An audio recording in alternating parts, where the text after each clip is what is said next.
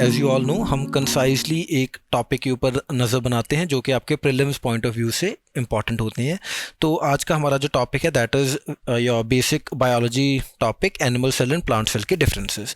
सो 2020 के प्रीलिम्स में इसके ऊपर एक क्वेश्चन आया था, वो क्वेश्चन भी एंड में देख लेंगे।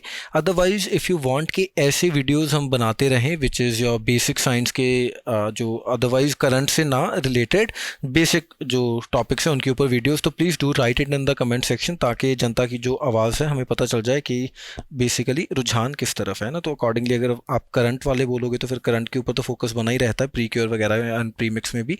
लेकिन आई वांट के जो बेसिक क्वेश्चंस आते हैं फंडामेंटल साइंस एंड एटसेट्रा ऐसे, तो वो भी हमारे गलत ना हो। ठीक है, तो इस वीडियो में डिफरेंस देखते हैं, दोनों में फीचर है एंड उसके ऊपर देखेंगे देन एनिमल सेल में कैसे मिलता है, प्लांट सेल में कैसे मिलता है। तो सबसे पहले सेल वॉल एनिमल सेल में एब्सेंट होती है एंड जो सेल है it is bounded by the plasma membrane, जिसको सेल मेम्ब्रेन भी बोलते हैं। प्लांट सेल में ये दोनों चीज़ें होती हैं, सेल मेम्ब्रेन तो होती ही होती है, उसके अलावा एक रिजिड सेलुलोज की बनी हुई सेल वॉल भी होती है आउटसाइड द प्लाज्मा मेम्ब्रेन। ठीक है, एंड यही रीज़न है कि जिसकी वजह से आपका जो प्लांट सेल है उसकी एक फिक्स्ड शेप होती है। यूजुअली ये ऐसे रेक्टेंगुलर या ऑक्टेगनल, बेसिकली तो ऐसे ऐसे बनाते होते थे बायोलॉजी की बेसिक हमारी जो क्लास थी, है ना।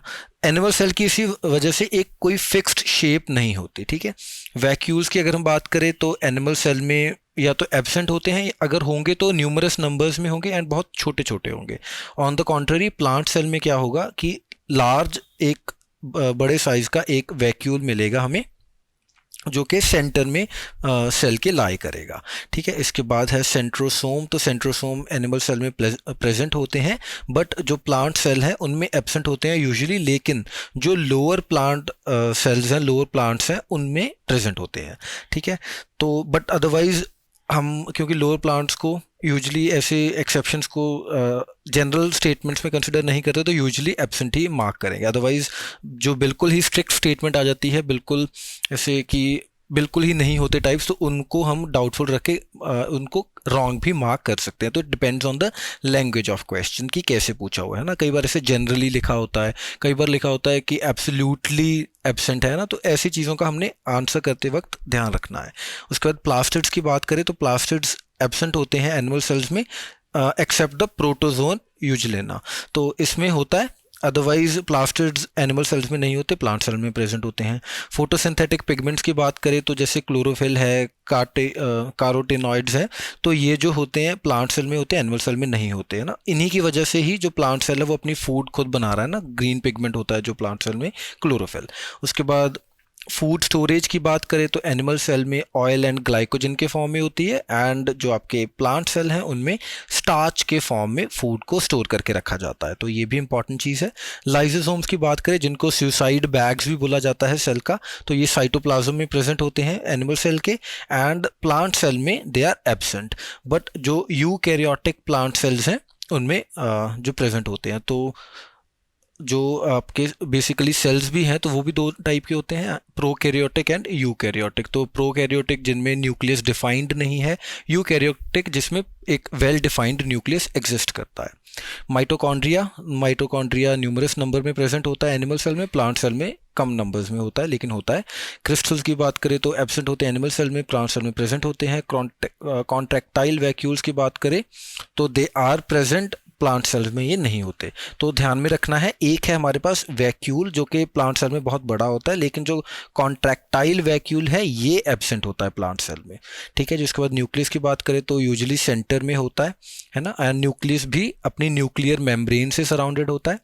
प्लांट सेल में क्या है कि न्यूक्लियस बिल्कुल सेंटर में नहीं होगा, एक्सेंट्रिक होगा। ये किस वजह से? क्योंकि प्लांट सेल में मिडिल में, सेंटर में ऑलरेडी एक वैक्यूल एग्जिस्ट कर रहा है।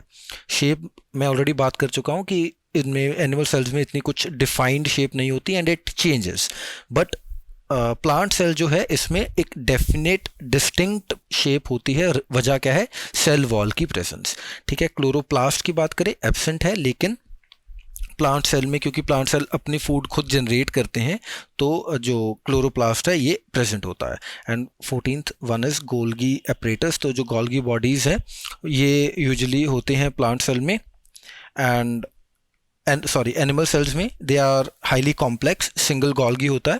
एंड जो प्लांट सेल है, इनमें सिंपलर यूनिट्स होते हैं गोल्गी एपरेटस के, जिनको बोलते हैं डिक्टोसोम्स। तो ये ध्यान रखना है टर्म्स कैसे का। ठीक है जी, अभी आते हैं इस साल के 2020 के क्वेश्चन के ऊपर। तो क्वेश्चन था कि आपको जनरल डिफरेंसेस में बताना था कौन सा करेक्ट है regarding plant and animal sales. तो पहली स्टेटमेंट थी कि जो प्लांट सेल्स हैं उनमें सेलुलोज की बनी हुई सेल वॉल होती है, बट एनिमल सेल्स में ये नहीं होती, बिल्कुल सही। दूसरी स्टेटमेंट कि प्लांट सेल्स में प्लाज्मा मेम्ब्रेन नहीं होती अनलाइक द एनिमल सेल्स।